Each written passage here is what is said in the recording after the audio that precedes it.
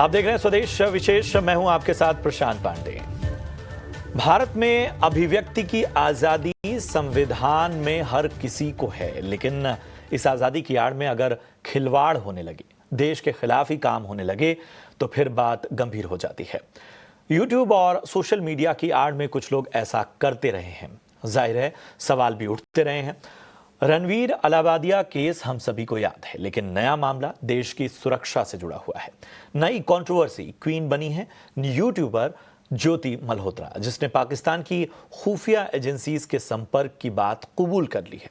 तो ऐसे में सवाल है कि देश में तमाम यूट्यूबर्स, ब्लॉगर्स के लिए कोई लक्ष्मण रेखा तो खींची ही जानी चाहिए। इसी विषय पर आज करेंगे खास चर्चा।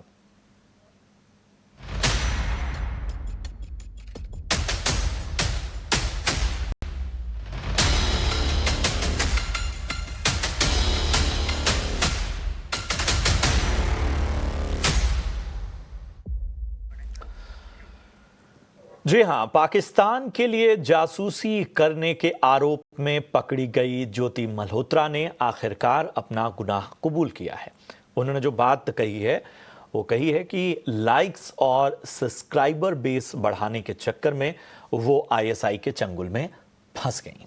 अब आपको एक केस स्टडी बताते हैं। ज्योति मल्होत्रा जो हरियाणा के एक छोटे इलाके में रहने वाली थी, उन्होंने अपने करियर की जो शुरुआत थी, जो भी उनकी जानकारी सामने आ रही है, जो भी रिपोर्ट सामने आ रही है, उसमें 20,000 रुपए से उन्होंने अपने नौकरी की शुरुआत की। उसके बाद लगातार उनका सोशल मीडिया में रुझान बढ़ा और इस ख्वाब को जो वो पूरा करना चाहती थी, जो उनकी इच्छाएं थीं, वो 20,000 रुपए से पूरी नहीं हो सकती थीं। तो उन्होंने सोशल मीडिया, यूट्यूब प्लेटफॉर्म, इन सभी को पैसे कमाने के एक विकल्प के तौर पर रखा, जिसमें कुछ गलत नहीं है। और ये आजकल एक उभरता हुआ क्षेत्र भी है। धीरे धीरे ग्लैमर मिलने लगा, इसके साथ ही उनकी इनकम भी होने लगी। लेकिन यहां तक सब कुछ ठीक रहा, लेकिन बाद में पैसे कमाने की और लालसा, लोकप्रियता, एक्सेसिबिलिटी, लाइक्स, सब्सक्राइबिंग का ये जो पूरा जाल था, उसने उन्हें आईएसआई के दहलीज तक पहुंचा दिया। पाकिस्तान के लिए उन्होंने जासूसी करना चालू कर दिया। ज्योति की गिरफ्तारी के बाद पता चला कि वो कितनी लग्जूरियस लाइफ जीती थी, लेकिन ऐसे पैसे जो देश के लिए गद्दारी करने को मिले हों, उससे पूरे इन्फ्लुएंसर कम्युनिटी को सवालों के कटघरे में ला खड़ा किया है। आज इसी पर हम खास चर्चा करेंगे। मैं परिचय करा दूं, हमारे साथ retired IPS former special director intelligence bureau Yashovardhan Azad साहब जुड़े हुए हैं। और आप अच्छा लग रहा है सर, आपने समय दिया अपना कीमती। मैं जानता हूं कि आपकी कुछ प्रतिबद्धताएं हैं, तो हम आपसे चर्चा की शुरुआत में ही बातचीत करेंगे। हमारे साथ सुप्रीम कोर्ट के जाने माने वकील विराग गुप्ता सर भी इस चर्चा में शामिल हो रहे हैं। विराग सर, एक बार फिर से धन्यवाद आपका इस चर्चा में शामिल होने के लिए। और हमारे साथ ट्रैवल ब्लॉगर अभिनव सिंह भी जुड़ रहे हैं, जो कि ये जो ट्रैवल ब्लॉगर कम्युनिटी सवालों के घेरे में आई है, उनका पक्ष रखेंगे। तो सबसे पहले यशोवर्धन सर, मैं आपके पास आना चाहूँगा। और जैसे मैंने कहा, हमारे देश में अभिव्यक्ति की आज़ादी है, हमारे देश में आपको किसी भी तरह का करियर विकल्प चुनने की आज़ादी है, आप को तमाम जो रूल्स और रेगुलेशन हैं उसमें रहते हुए आपको बेहतर बनने की और बेहतर कमाने की पूरी आज़ादी है। एक दौर था जब इंटरनल सिक्योरिटी के थ्रेट के तौर पे हम बहुत पिन पॉइंट चीज़ें देखते थे कि चाहे वो राज्यों में नक्सलाइट गतिविधियां हों या किसी और क्षेत्र में किसी तरह का डिस्टर्बेंस हो। अब एक नया थ्रेट सामने आ गया है। सर, योर फर्स्ट कमेंट, आप इस पूरे मामले को देख कैसे रहे? मुझे बहुत निराशा हुई है ऐसे केसेस को देखकर। और खासकर जैसा कि आपने बताया कि यूट्यूबर्स अपनी सीमाओं को इस तरह से लांघते हैं कि वो देश की सुरक्षा या अन्य चीज़ों को भी नहीं समझ पाते हैं। देखिए, प्रजातांत्रिक प्रणाली में बोलने की अभिव्यक्ति है और ये एक बहुत अच्छी चीज़ है। सोशल मीडिया एक एक बहुत ही हेल्थी इन्फ्लुएंस भी ये कर सकता है और कुछ नेगेटिव भी कर सकता है। लेकिन सवाल ये है कि जहाँ तक आपने ये ज्योति मल्होत्रा के बारे में बड़ी सिंपल चीज़ बताता हूँ कि ऐसे-ऐसे सेंसिटिव इंस्टॉलेशंस में जाके उनके डिटेल्स बताना, टूरिस्ट पॉइंट ऑफ व्यू से जो आप बताते हैं वो एक अलग चीज़ है, लेकिन अगर किसी खास विशेष जगह पर जाके आप बिल्कुल ही ऐसी ऐसी चीज़ें बताते हैं, तो आज का जो समय है वो इंफॉर्मेशन वॉरफेयर का है, और छोटी छोटी इंफॉर्मेशन से जो लीड्स तैयार होती है वो किसी भी देश के ये सुरक्षा को इम्पैक्ट कर सकती है। तो इसलिए मैं कहूँगा कि अब इसमें क्या गार्ड रेल्स लाए जाएं ये तो मुश्किल है कहना, क्योंकि लेकिन इतना ज़रूर है कि जितने भी यूट्यूबर्स हैं या सोशल इन्फ्लुएंसर्स हैं, उन्हें ये ज़रूर किसी तरह से जताना चाहिए कि भाई आप ऐसे डिटेल्स नहीं बताएं जिससे कि देश को खतरा हो सकता है। और ख़ासकर इस पर्टिकुलर केस में जो एक एनिमी स्टेट है पाकिस्तान, अगर आप वहाँ जा रहे हैं और वहाँ के अपनी चीज़ें बता रहे हैं, तो ये तो बिल्कुल ही बहुत ही गलत है और सुरक्षा की दृष्टि से बहुत ही खतरनाक है। सर, चुनौती तो बड़ी है क्योंकि पूरी जो डिजिटल दुनिया है वो अपने आप में कहीं ना कहीं उस पर पूरी तरह से निगरानी कर पाना, उसे रेगुलेट कर पाना इतना आसान नहीं है। इन सब के बीच में आप क्या किन सुधारों की ओर आप रेकमेंडेशन अपनी देंगे? क्या चाहते हैं कि किस तरह की स्क्रूटनी होनी चाहिए? देखिए, ऐसा है कि एक लाखों में एक केस के ऐसे होने पर मैं तो ये नहीं रेकमेंड करूंगा कि इस पे गार्ड रेल्स लगाए जाएं, क्योंकि किसी भी क्षेत्र में अगर आप देखिए तो हार्डली क्या 0.00% है लोग हैं जो ऐसा करते हैं। तो एक व्यक्ति के आधार पे अगर हम कुछ रेगुलेशंस लगाएं, ये लगाएं, तो ये सही नहीं होगा। बट इतना एक अवेयरनेस कैंपेन जरूर फैलाना चाहिए कि आज के इंफॉर्मेशन वॉरफेयर के सिस्टम में हमें थोड़ा केयरफुल रहना चाहिए कि क्या जानकारी हम बाहर ये करते हैं। और खासकर आप इस केस में अगर देखें, ऐसा तो नहीं है कि ये इतनी इनोसेंट हैं मल्होत्रा जी कि उन्हें मालूम नहीं था। आप खुलेआम एम्बेसी जा रहे हैं, आप खुलेआम लोगों से मिल रहे हैं, आपने उनके नाम जो नोट किए हैं टेलीफोन में वो उनके नाम से नहीं है। तो इसी से यह स्पष्ट होता है कि आप इसमें अभिलिप्त हैं और आपका अभिप्राय ही यह था कि आप सूचना इकट्ठी कर रहे हैं। तो एक वो स्टेज है इन्फ्लुएंसर का जहां आप बिना जाने कुछ इंफॉर्मेशन शेयर करते हैं, लेकिन उसके बाद जब आप रिक्रूट हो गए तब तो आप सारी जानकारी दे रहे हैं। तो ये दोनों एक अलग अलग स्टेज है। इसलिए मैं समझूंगा कि सोच समझ के अभी अवेयरनेस फैलाना काफी है, कुछ गार्ड रेल्स वैसे वगैरह नहीं डालने चाहिए। हम जानते हैं सर आपके पास समय कम है, इसलिए हमें आपको शुक्रिया अदा करना होगा, लेकिन आपने अपना कीमती समय निकाला और हमारे साथ जुड़े और तमाम पहलुओं पर अपनी राय दी, उसका बहुत बहुत धन्यवाद। और इस तरह की चर्चाओं में आगे भी हम आपसे समय लेते रहेंगे सर, आपको तकलीफ देते रहेंगे। शुक्रिया सर अपना समय देने के लिए। विराग सर, मैं आपके पास अब आना चाहूँगा, इस पूरे मामले को कैसे देखा जाए? दूसरा, भारत में अगर हम डिजिटल इंडिया बिल या बाकी रेगुलेशंस की बात करें तो वो कितने आपको प्रभावी नजर आ रहे हैं, और इस केस में क्या अब और ज्यादा सख्त मेजर्स लेने के लिए अब तैयारी शुरू कर देनी चाहिए?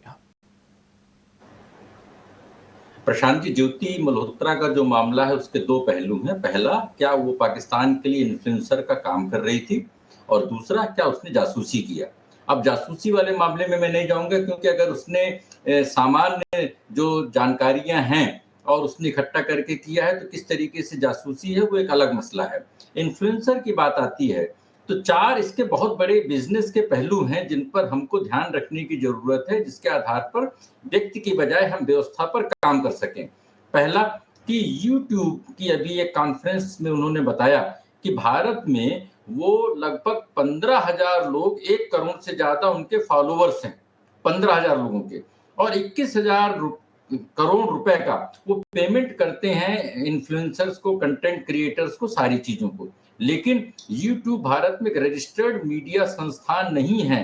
तो संविधान में समानता है, अभिव्यक्ति की आजादी है, तो प्रिंट मीडिया और टेलीविजन मीडिया में जो मापदंड लागू हैं वही सोशल मीडिया में है। तो अगर टीवी चैनल के लिए लाइसेंस की जरूरत है तो यूट्यूब को लाइसेंस की जरूरत क्यों नहीं है? ये पहली बात है।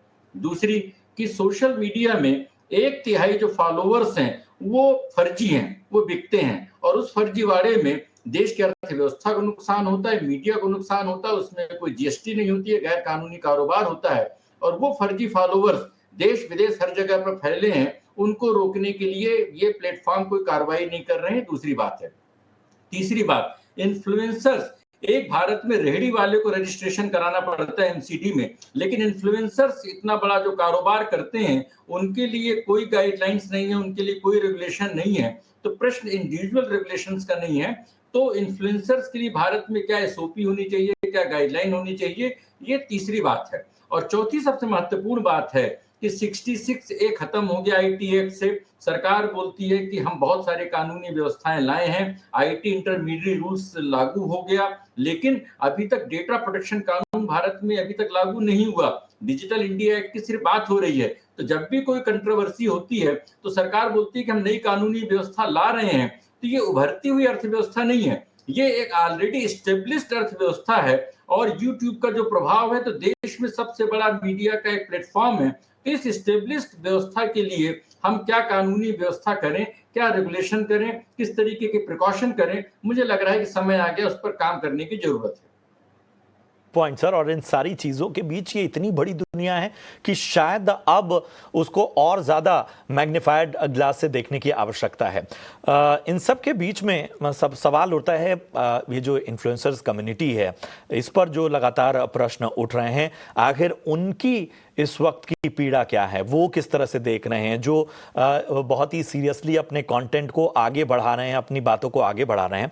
हमारे साथ अभिनव सिंह हैं, ट्रैवल ब्लॉगर हैं जाने माने।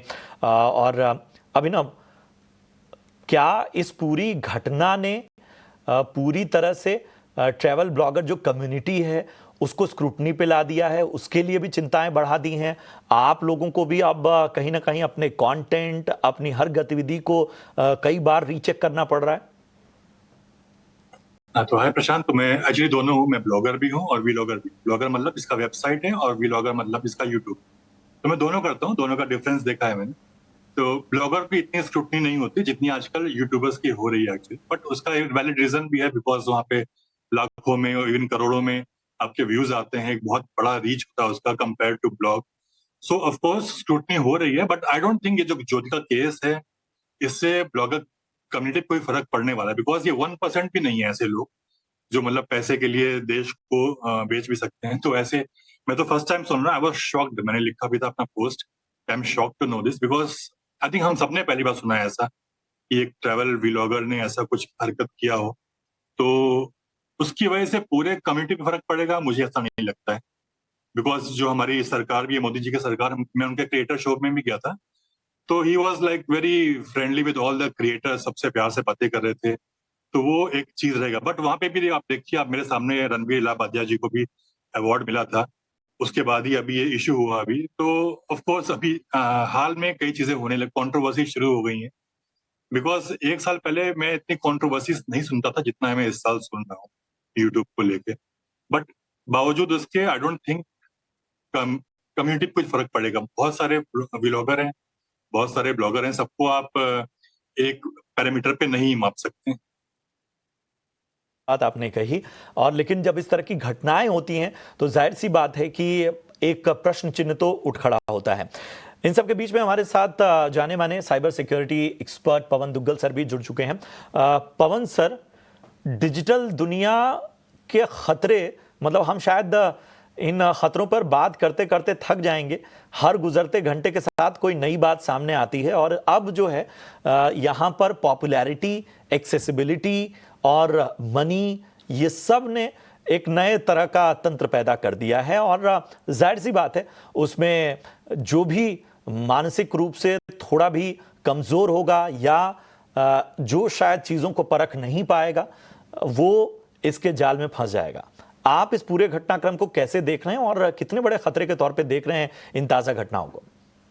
ये घटनाएं संकेत दिखाती हैं कि साहब कोई बहुत बड़ी चीज आने वाली है। वो बड़ी चीज ये है कि कहीं ना कहीं जो पर्दे के पीछे छुपा हुआ था वो घिनौना सत्य सामने आने वाला है कि जितने भी ये कंटेंट क्रिएटर्स हैं, सबके अलग अलग विशिष्ट प्रकार के वेस्टेड एजेंडास हो सकते हैं। देखिए, आपका कोई भी एजेंडा हो, कानून का से कोई लेना देना नहीं, लेकिन अगर आप कोई ऐसी गतिविधि करते हैं जो कानून का उल्लंघन करता है, या कहीं ना कहीं भारत की प्रभुता, अखंडता या सुरक्षा को नकारात्मक रूप से प्रभावित करने का प्रयास करता है, तब आप कानून के दायरे में आ जाते हैं। हालांकि अगर आप कंटेंट क्रिएटर हैं, चाहे ब्लॉगर हैं या वी ब्लॉगर हैं, आप समझ लीजिए कि आपको भी मालूम है कि कानून में फिलहाल थोड़े बहुत ग्रे जोन्स हैं। पूरी तरीके से कवरेज अभी भी आपकी नहीं हुई है, और उसका कारण ये है कि ये कानून आज से 25 साल पुराना कानून है, और उसे केवल हमने एक बार संशोधित किया था मुंबई आक्रमण के बाद। तब से लेकर आज तक जमीनी हकीकतें बदल चुकी हैं, और ये हालांकि आईटी रूल 2021 ने इन जमीनी हकीकतों को एड्रेस करने का प्रयास तो किया है, लेकिन पूरी तरीके से प्रयास सफल नहीं हो पाया है। आज भी आवश्यकता है कि केंद्रीय सरकार सेक्शन 87 इंफॉर्मेशन टेक्नोलॉजी एक्ट के तहत नए ड्यू डिलिजेंस पैरामीटर्स लेकर आए, ताकि इस तरह के कंटेंट क्रिएटर्स कोई ऐसा काम न कर दें जो कानून का उल्लंघन करता हो, या कहीं ना कहीं भारत के सॉवरेन इंटरेस्ट पर अपना नेगेटिव इम्पैक्ट छोड़ जाए। तो इसलिए हमें इस दिशा में आगे बढ़ना होगा। दायित्व सरकार के ऊपर होगा, क्योंकि इस तरह के केसेस हुए हैं, तो इन केसेस को अगर वेकअप कॉल के तौर पर ले लें तो अच्छी बात है। देखिए, कहीं ना कहीं बैड शीट तो आपको हर जगह मिलेगी, लेकिन अगर कानून परिभाषित कर पाएगा कि अगर आपने ऐसा कुछ किया तो आपकी ये कानूनी परिस्थितियों का सामना आपको करना पड़ेगा, तो काफी हद तक आप एक डिटरेंट मैसेज देना चाहते हैं। आजकल ये जितने भी कंटेंट क्रिएटर्स हैं, उन्हें लगता है कि वो खुद ही कानून है, उनके आसपास ही चारों ओर सूर्य और पूरी ब्रह्मांड घूमता है, लिहाजा उन्हें किसी प्रकार के कानून के प्रावधानों का कोई अक्सर बहुत ज्यादा महत्व नजर नहीं आता। तो एक तो कानून के वर्तमान प्रावधानों को आपको इफेक्टिवली एनफोर्स करना पड़ेगा। दूसरा, जो कमियां भारत की आईटी रूल 2021 के तहत आ रखी हैं, उनको आपको कवर करते हुए नए प्रावधान लाने पड़ेंगे। तीसरी बात, केंद्र सरकार इन कंटेंट क्रिएटर्स को इफेक्टिवली रेगुलेट करने के लिए नए ड्यू डिलिजेंस पैरामीटर्स लेकर आए, क्योंकि ये जितने भी कंटेंट क्रिएटर्स हैं, ये नेटवर्क सर्विस प्रोवाइडर की परिभाषा में आते हैं, इंटरमीडियरी की परिभाषा में आते हैं, और इनका दायित्व बनता है सेक्शन 79(2)(c) भारत की आईटी एक्ट के तहत कि वो विशिष्ट प्रकार से ड्यू डिलिजेंस करें, सावधानी बरतें जब वो अपनी ऑब्लिगेशंस का निर्वाह कर रहे हैं। लेकिन उन्हें क्या सावधानी बरतनी है, ये कानून ने अभी तक परिभाषित नहीं किया है। फॉर्चुनेटली इसके लिए संसद जाने की सरकार को आवश्यकता नहीं। सरकार स्वयं सेकेंडरी लेजिस्लेशन के द्वारा ये नए due diligence parameters section 787 Bharat के सूचना प्रौद्योगिकी कानून के तहत आज परिभाषित कर सकती हैं। उन्हें परिभाषित करना जरूरी है। नंबर 2, उन्हें इफेक्टिवली इन्फोर्स करना जरूरी है। और नंबर 3, एक मैसेज पूरी इकोसिस्टम को देना है कि साहब आपने जो कुछ करना है करिए, लेकिन अगर आप कानून से खिलवाड़ करेंगे, भारत के सॉवरेन इंटरेस्ट के साथ छेड़खानी करेंगे, तो आपका हश्र कुछ ठीक नहीं होने वाला है। इसके लिए आपको तैयार होने की आवश्यकता है। बिल्कुल, बहुत वैलिड पॉइंट आपने रखा। विराग सर, मैं आपके पास आना चाहूंगा। ऐसा क्या है कि बड़े जो कदम हैं वो इस रेगुलेशंस में या बाकी चीज़ों में उठाए नहीं जा पा रहे हैं? क्या इसका दायरा ऐसा है कि जिसमें शायद बहुत सी संस्थाएं, बहुत से मतलब आपको शायद हर स्थितियों में आपको शायद अलग अलग स्थितियों को भांपते हुए कुछ नियम कायदे रखने होंगे, या आपको लगता है कि इतने वेरिएशंस हैं मामले में कि उनको एक नियमों के दायरे में ला पाना चुनौतीपूर्ण है? प्रशांत जी, इस मामले से जुड़े सभी पहलुओं पर दिल्ली हाई कोर्ट में 4 साल बहस हुई, 2012 से 2016-17 तक, और उसमें 45 से ज्यादा हियरिंग हुई, बहुत सारे आदेश पारित हुए, और उसमें 6 मंत्रालय इन्वॉल्व थे। तो ये जटिल मसला है, लेकिन इसको किया जा सकता है, लेकिन इसके सारे मुद्दों को एक साथ समेटने की जरूरत है। उससे जुड़े 4 जो पहलू हैं आज प्रेजेंट कंट्रोवर्सी में महत्वपूर्ण है कि पहले नंबर पर, जैसा मैंने बताया कि YouTube जैसे प्लेटफॉर्म, उस समय हमने बताया था 2016 में कि YouTube जो गूगल की कंपनी है, तो गूगल भारत में 4,29,000 करोड़ का कारोबार करती थी, गूगल इंडिया की कंपनी, और वो टैक्स देते थे सिर्फ 5,000 करोड़ रुपए में। तो जो आपने इस कार्यक्रम की शुरुआत किया कि लाइक और सब्सक्राइबर को जो धंधा है, इन्फ्लुएंसर्स तो बहुत उसकी छोटी कड़ी है, बड़ी कड़ी है ये टेक कंपनियां जो भारत में खरबों डॉलर के कारोबार पे जीएसटी और इनकम टैक्स और कंपनी टैक्स की चोरी कर रही हैं। तो अगर हम सारे मुद्दों को एक साथ संभालेंगे, सारे कानून एक साथ अगर हम ला देंगे और एक रेगुलेटर बना देंगे, तो इन कंपनियों का जो व्यापारिक तंत्र है उस पर दबाव पड़ेगा, और वो हम अभी नहीं कर पा रहे हैं। ये पहली बात है। दूसरी बात कि इन कंपनियों की जिम्मेदारी है, जिम्मेदारी ये है कि बोगस इनके यहाँ से सब्सक्राइबर नहीं हो, बोगस इनके यहाँ पर फॉलोअर्स नहीं हो और शिकायत निवारण का तंत्र हो। आपने देखा होगा कि इंस्टाग्राम या व्हाट्सएप या यूट्यूब जैसी कंपनियां फुल पेज का विज्ञापन देती हैं। भारत में सब लोग इनका इस्तेमाल कर रहे हैं, लेकिन अगर किसी को कोई शिकायत हो, कोई देखे, क्योंकि सरकार सारे काम नहीं कर सकती है, कैसे शिकायत करेंगे? तो क्या इनका कोई टोल फ्री नंबर नहीं होना चाहिए? क्या इनके शिकायत निवारण अधिकारी का नाम, नंबर, ईमेल आईडी नहीं होना चाहिए? तो शिकायत निवारण का तंत्र नहीं है, पुलिस को जानकारी नहीं है कि अगर कोई चीज गलत हो रही है तो हम किससे संपर्क करें। तो ये जो है पूरे भारत में सोशल मीडिया व्याप्त है, हर आदमी इस्तेमाल कर रहा है, कानूनी व्यवस्था नहीं है, रेगुलेटर नहीं है, और अगर कुछ गलत हो रहा है तो लोग गलत को ठीक कैसे करें उसकी व्यवस्था नहीं है। तो इससे भारत की राष्ट्रीय सुरक्षा को खतरा होने के साथ बड़े पैमाने पर अर्थव्यवस्था को क्षति हो रही है। हमने 2017 में केंद्रीय वित्त मंत्री को रिप्रेजेंटेशन दिया था, बताया था कि 10 बड़ी कंपनियां भारत में 20 लाख करोड़ के कारोबार में टैक्स नहीं देती हैं, जो भारत में अनएम्प्लॉयमेंट, असमानता, इन सारी चीजों का बड़ा कारण है। तो सोशल मीडिया अभिव्यक्ति की आजादी का एक, हमारी आजादी का एक बहुत बड़ा एक पैमाना है, लेकिन संविधान की अनुच्छेद 14 के तहत अगर देश की अर्थव्यवस्था के सारे अंग रेगुलेशन के दायरे में हैं, तो इसको भी रेगुलेशन के दायरे में लाने की जरूरत है, जैसा कि अनुच्छेद 19 बिल्कुल। आखिर जब इस तरह की स्थितियां पैदा हो रही हैं तो इन रेगुलेशंस के दायरे में और इन विदेशी कंपनियों की जवाबदेही में इस तरह की क्यों चुनौती आ रही है? अभिनव, मैं आपके पास आना चाहूंगा। पॉपुलैरिटी, पैसा, लाइक, सब्सक्राइबर, आप ये फैक्टर ही देख रहे हैं या आपको लग रहा है कि बहुत सारे लोग जो शायद इस तरह के माइंडसेट हैं उनको जो हैं इस तरह की गतिविधियां बहुत जल्दी टारगेट कर ले रही हैं? देखिए, सर ने एक बात बहुत अच्छी बोली थी कि जो नए जो व्लॉगर हैं जो अचानक से खूब जल्दी बढ़ गए हैं कम एज में, तो they think of themselves like very big. तो जिनके 10 लाख फॉलोअर हैं या 15 लाख फॉलोअर हैं, उनमें थोड़ा सा एक एरोगेंस भी आ जाता है, मैंने खुद नोटिस किया है कई लोगों में। तो they think they are above law, थोड़ा ये मैंने नोटिस किया है, मतलब बिफोर दिस प्रकरण ऑल्सो, इसके पहले भी मैंने ये चीज नोटिस की है, थोड़ा सा एरोगेंस आ जाता है, वो सोचते हैं कि लॉ के ऊपर है। मैंने बहुत सारे ट्रैवल व्लॉगर्स को देखा है ऐसे इंडिया के बारे में बुराई करते हुए, इंडियन एम्बेसी के बारे में बुराई करते हुए दूसरे कंट्री में जाके। और एक नया ट्रेंड चला है कि आप चाइना को और पाकिस्तान की बहुत तारीफ कर रहे हो वो ठीक है, मतलब इंडिया की साथ में बुराई भी कर रहे हो, तो some time it looks very planted, लगता है कि आपको इसके लिए पैसे मिले हैं। अब ये सब अटकलें हैं, नोबडी नोज पैसे मिले कि नहीं मिले, इन्वेस्टिगेशन होगी, बैंक अकाउंट चेक होंगे, तब थोड़ा समझ में आएगा पैसे मिले कि नहीं मिले। और एक और जो भी विराट सर ने बोला कि ये सब अमेरिकन ऐप्स हैं, इन पे पहुंचने के लिए कोई एक सीधा रास्ता नहीं है। तो आई फील, ये मैंने भी फील किया है, मेरे पास भी कब कुछ प्रॉब्लम होती है मेरे यूट्यूब पे या इंस्टाग्राम पे, तो मुझे एक वो नहीं है, डायरेक्ट रीच नहीं उनके बिल्कुल पास। और वो सामान्य यूजर भी फील करता है, उसकी सामान्य समस्याओं के लिए भी उसको बॉट या एआई जनरेटेड कुछ चीजें हैं या कोई एक मेल है जिसके जरिए वो कम्युनिकेट होता है, लंबा वक्त होता है, फिर भी कई समस्याओं का समाधान नहीं होता है। एक आखिरी सवाल के साथ पवन सर मैं आपके पास आना चाहूंगा, समय कम है मेरे पास। दायरा देखिए, मतलब अश्लील कंटेंट, कुछ भी देश विरोधी बात करना, देश विरोधी गतिविधियों में लिप्त हो जाना, इसके अलावा भी हम कई सुरक्षा के खतरे पर चर्चा कर चुके हैं। ये चैलेंजेस अब और ज्यादा वास्ट होते जा रहे हैं, मतलब ये इतना ज्यादा होता जा रहा है कि मेरे ख्याल से रेगुलेटरी अथॉरिटी हो, सरकार हो, उन सभी को शायद इसको वक्त रहते पकड़ना पड़ेगा, वरना ये बड़ी तेजी से हाथ से फिसलते जा रहे हैं।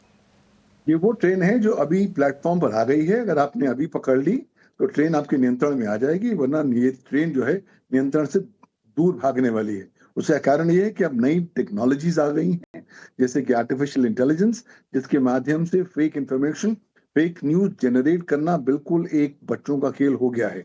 और अब जब आप फेक न्यूज ऐसी या फेक इंफॉर्मेशन ऐसी जनरेट करते हैं जिसका उद्देश्य है कि भारत के जो राष्ट्रीय इंटरेस्ट हैं उन पर प्रभाव डाला जा सके, तब आप खिलवाड़ नहीं कर रहे हैं, आप कानून का उल्लंघन कर रहे हैं और आपके खिलाफ सख्त कानूनी कार्रवाई होनी चाहिए। लेकिन उसके लिए जरूरी है कि पॉलिटिकल विल होनी चाहिए। अभी तक हम पिछले करीबन 20 साल में देख रहे हैं कि सर्विस प्रोवाइडर्स पर आपने नकेल पूरी तरीके से नहीं कसी है। अगर आप service providers as an intermediaries उन पर नकेल कस देंगे, और जो कानून कहता है, सेक्शन 79 कहता है कि साहब उन्हें जिम्मेवार ठहराइए, थर्ड पार्टी डेटा के लिए। तो अगर आप इस तरह की संदेश देंगे तो संभावित तौर पर ज्यादा से ज्यादा लोग आपकी बात को मानेंगे, कानून का पालन करेंगे। वरना तो ये थॉट प्रोसेस है कि चलिए एंटी इंडिया बोलना आज फैशन में है, तो चलिए मैं भी फैशन में एंटी इंडिया बोलता हूं। तो आप देखिए हम लोग बहुत ही ज्यादा हम लोग ऐसे राष्ट्र से आते हैं जो सर्विष्णु का हैं, बहुत ज्यादा सेल्फ रिलायंट हैं, अपना क्रिटिसिज्म बिल्कुल। भी ले लेते हैं। लेकिन अब में राष्ट्रीय हित पर अगर कहीं आक्रमण होगा तब वो दौर आ बिल्कुल, गया है राष्ट्रहित कि पर भारत आक्रमण एक- नहीं सहा जा सकता और किसी भी तरह की आजादी ये अधिकार नहीं देती कि आप देश की सुरक्षा के साथ खिलवाड़ करें, देश विरोधी एक्टिविटीज में पार्टिसिपेट करें। शुक्रिया करेंगे अपने तमाम मेहमानों का, विराग सर, पवन सर, इसके साथ ही अभिनव, आप सभी का। और अच्छा लगा इस चर्चा में आप सभी को शामिल करते हुए, और उम्मीद यही करते हैं कि जैसा हमारे तमाम पैनलिस्ट कह रहे हैं कि शायद अब एग्रेशन दिखाना होगा, चीज़ों को बहुत जल्दी दायरे में लाने की आवश्यकता है। इस तरह की चर्चाओं में हम आगे भी आप सभी का समय लेते रहेंगे। बहुत बहुत धन्यवाद अपना कीमती समय देने के लिए। फिलहाल आज की चर्चा में इतना ही, दीजिए इजाजत, लेकिन आप देखते रहिए ET नाउ स्वदेश। नमस्कार।